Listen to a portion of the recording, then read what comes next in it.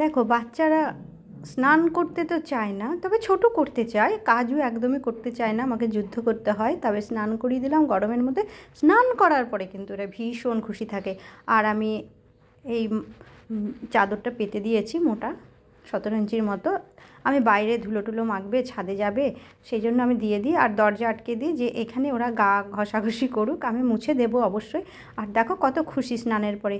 আর যারা আমার আরেকটি চ্যানেল আছে, একে ক্রিয়েশন ইউটিউব চ্যানেল, যেখানে আমি কিছু করি, যদি তোমরা মনে করো দেখতে, ওখানে দেখতে পাবে। ওখানে আমি কিছু করি, কিছু কাজ থাকে, যেখানে শর্ট ফিল্ম হয়, ওয়েব সিরিজ, পাঁচালী ওয়েব সিরিজ খুব তাড়াতাড়ি রিলিজ করবে।